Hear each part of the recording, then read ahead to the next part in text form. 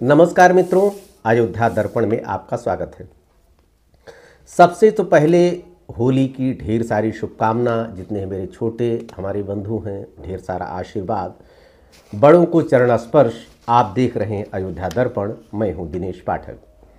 अब आता हूं मित्रों आज की कहानी पर। वैसे तो उत्तर प्रदेश में अशासकीय मान्यता प्राप्त अनुदानित जितने विद्यालय हैं, उनमें से चयन बोर्ड से चयनित शिक्षकों के प्रति प्रबंधक का आर्थिक और मानसिक शोषण तो जग जाहिर है, वो किसी से छिपा नहीं। किंतु मऊ में चयन बोर्ड द्वारा चयनित शिक्षिका के साथ प्रबंधक द्वारा किया गया व्यवहार ने तो संपूर्ण शिक्षा जगत को ही शर्मसार कर दिया। चयनित शिक्षक का कार्यभार ग्रहण कराने के नाम पर शिक्षिका से 6 लाख रुपए की मांग तो की ही गई, साथ में प्रबंधक द्वारा 2 दिनों तक उसके साथ दुष्कर्म किया गया। इस घटना ने शिक्षा जगत को तो शर्मसार किया ही, साथ ही प्रबंधकीय व्यवस्था पर भी प्रश्न चिन्ह लगा दिया। मित्रों, अब आता हूं मूल कहानी पे। उत्तर प्रदेश का एक झांसी जिला है। यहाँ की एक होनहार लड़की निधि, जो सामान्य परिवार से ताल्लुक़ रखती थी। परिवार में उसके माता पिता और उसका एक छोटा भाई था। लड़की ने ग्रेजुएशन किया। ग्रेजुएशन करने के बाद वह बीएड कर लेती है और शिक्षक बनने के लिए माध्यमिक शिक्षा सेवा चयन बोर्ड में वह फार्म डालती है और प्रथम प्रयास में ही ईश्वर ने साथ दिया, उसका चयन ईएलटी ग्रेड में अध्यापक के पद पर हो जाता है। परिवार में मित्रों खुशी का माहौल था, अगर हो भी क्यों ना, क्योंकि बिटिया ने सरकारी नौकरी जो पाया था। चूँकि लड़कियों की स्थिति हमारे भारतवर्ष में कैसी है आपको पता है। अगर उसमें कोई बच्ची सरकारी नौकरी पा जाए तो पिता के लिए उससे खुशी की बात और ही क्या हो सकती है। घर में खुशी का माहौल था और अब इंतज़ार था कॉल लेटर मिलने का। वह दिन भी आ जाता है कि जब निधि को चयन बोर्ड से कॉल लेटर मिल जाता है। उसका चयन उत्तर प्रदेश में मऊ जिले के गुजराती देवी महिला इंटर कॉलेज में हुआ था, जो विद्यालय मऊ के रानीपुर थाना क्षेत्र में पड़ता है। निधि को उस समय और खुशी होती है कि जब कॉलेज के प्रबंधक द्वारा ही उसके पास उसके मोबाइल पे कॉल आती है।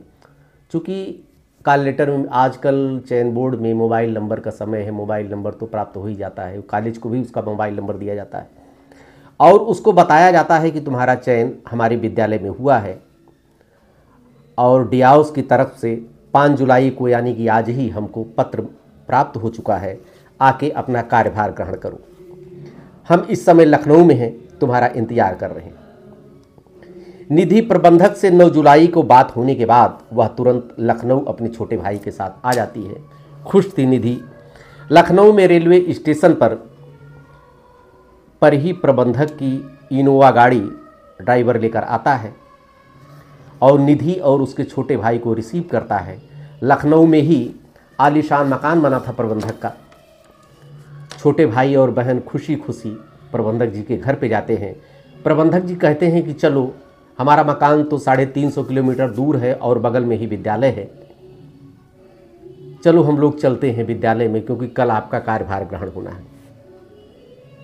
भाई बहन इनोवा कार से चल पड़ते हैं मऊ के लिए और रात में ही मऊ पहुंच जाते हैं। थाना क्षेत्र फतेहपुर ग्राम में प्रबंधक अनिल सिंह का आलीशान मकान था। वहां पर अपने भाई के साथ निधि पहुंचती है। प्रबंधक महोदय कहते हैं कि तुम लोग सो, सुबह बात करता हूं। खाना खाने के बाद दोनों लोग सोते हैं। लड़की खुश थी निधि, वो सोच रही थी कि कितने अच्छे हमारे प्रबंधक जी हैं, खुद इन्होंने हमके कॉल करके बुलाया है और अपने घर पर ही इन्होंने खाना खिलाया। सुबह हमको कल जो है कार्यभार हमारा ग्रहण हो जाए। सुबह हो जाती है, भाई बहन उठते हैं, फ्रेश होते हैं।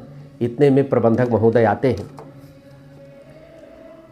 दोनों को ज्वाइनिंग को लेकर वार्ता शुरू हो जाती है, लेकिन निधि के पैरों तले जमीन उस समय खिसक जाती है जब प्रबंधक का असली चेहरा वो देखती है।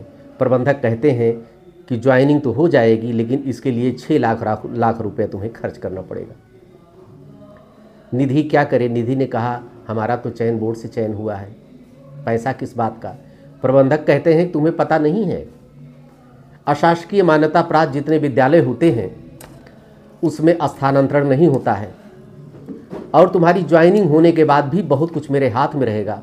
जैसा मैं कहूँ वैसा करती जाओ, नहीं तो बाद में तुम पछताओगी। निधि के सामने कोई चारा और नहीं रहता है, क्या करे।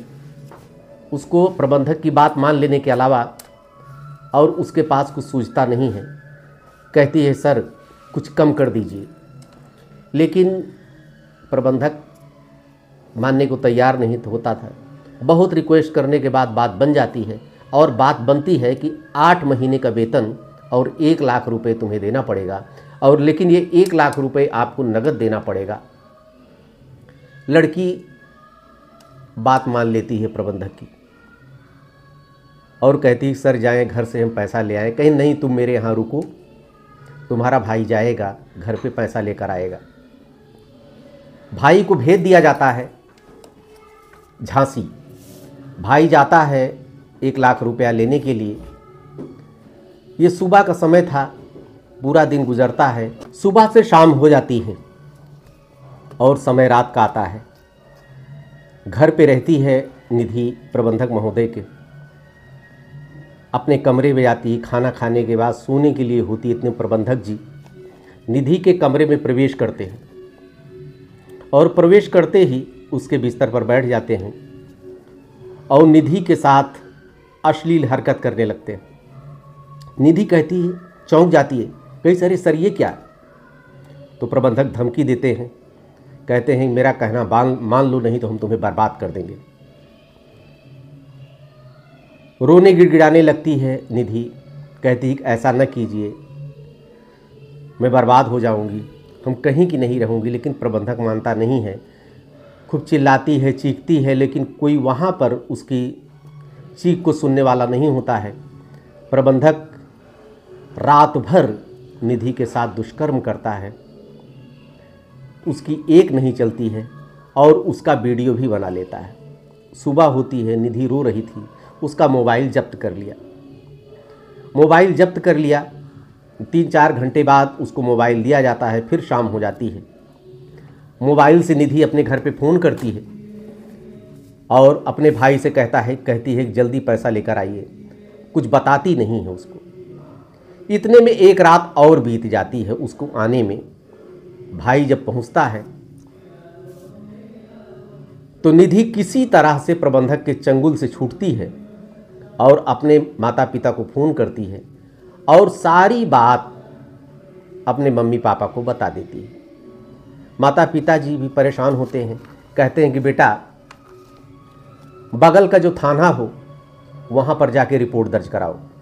वह थाने पर जाती है, लेकिन वहाँ प्रबंधक बहुत दबंग टाइप का था। प्रबंधक के आदमी वहाँ पर भी मिलते हैं थाने पे, और निधि की बात सुनी नहीं जाती है। निधि की बात जब सुनी नहीं जाती है तो मोहम्मदाबाद कोतवाली लगती है मऊ में, उसी क्षेत्र में, वो वहाँ पर जाती है,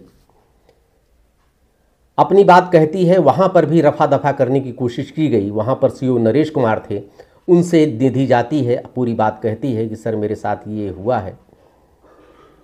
और देखते ही देखते ये बात मीडिया में आ जाती है। मीडिया में आने के बाद ये बात एसएसपी और डीएम तक पहुंचती है और उस विद्यालय तक पहुंचती है जहां पर कार्यभार ग्रहण करना था निधि को। उस विद्यालय में भी शोर हो जाता है कि प्रबंधक महोदय ने ये काम किया है। गंभीर धाराओं में मुकदमा लिखा जाता है। धाराएं आईपीसी की धारा 376, 385, 323, 504, 506, अनुसूचित जाति जनजाति अधिनियम SC/ST एक्ट और व नृशंसता निवारण संशोधन अधिनियम में मुकदमा दर्ज किया जाता है और अनिल सिंह को तत्काल अरेस्ट कर लिया जाता है। एक्शन होता है अनिल सिंह के ऊपर। फिर तहसीलदार और सीओ के नेतृत्व में मोहम्मदाबाद 2 टीमें बनाई जाती हैं राजस्व की। पूरा मुआयना किया जाता है, चूँकि वो अवैध कब्जा करके विद्यालय की छाड़दीवारी अवैध कब्जे में बनाई गई थी। कुछ ज़मीनें और भी इन्होंने नजूल तरीके से, अवैध तरीके से इन्होंने कब्जा कर रखा था अनिल सिंह ने। बुलडोज़र जाता है, सारी अवैध ज़मीनों को जमी जोत कर देता है और विद्यालय की दीवार को भी गिरा दिया जाता है और इनको अरेस्ट करके जेल में बंद कर दिया जाता है। तो ये कहानी मैं आपको इसलिए बता रहा हूँ कि कोई भी महिला अपने पूरे परिवार का साथ उसको नहीं छोड़ना चाहिए। निधि को अपने भाई वहाँ पर प्रबंधक के यहाँ कदापि नहीं रुकना चाहिए था।